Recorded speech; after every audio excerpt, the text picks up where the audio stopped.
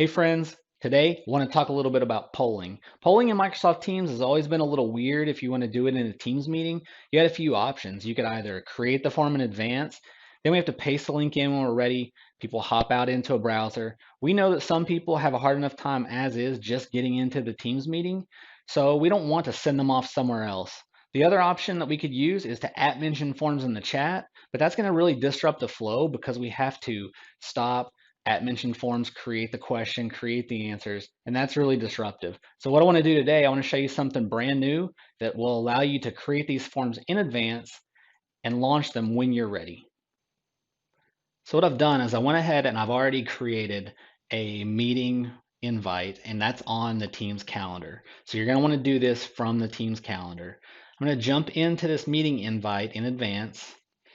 And we're going to start by clicking the Add a Tab button, this plus sign at the top. You'll notice there is a new option here called Forms. And so I'm going to go ahead and click Forms and just add this directly into my meeting. We'll click Save. And now the polls add-in is set up for this meeting. There are no polls, it's blank, but we have create a new poll. And this is where I'm going to be able to stage any polls that I want for the meeting. I can do this either before or during the meeting.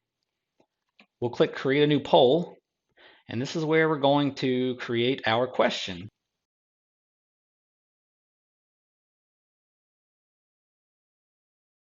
So we have a couple of options. We can share the results automatically after voting and then also keep the responses anonymous. We'll talk about those in just a little bit. Just for fun, we're going to go ahead and create a second poll.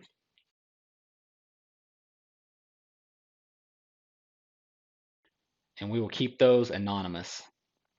Now that we have a couple of polls, let's go ahead and launch one and see what it looks like. We're going to do that simply by clicking the launch button. And you can now see that the poll is live as indicated by the red live indicator at the top left. But what does that look like for someone who is in the meeting? Let's take a look. Here we are signed in as someone else that's in the meeting. You'll see that the forms poll pops up right in the middle of the screen, front and center, so there's no question as to where that poll is. They'll be able to select their choice and then submit it. And then because we chose for the results to be immediately available, they see what the results are from their vote as well as anyone else who's voted. Back on our presenter screen, we will also see all of the results, but we can also choose to open, to close, or delete the poll. So the drop-down arrow beside View Options, we can close the poll, we can delete it, or we can even export the results when we're ready. So we're going to go ahead and close this poll. And at this point, no one else in the meeting is going to be able to participate in that poll.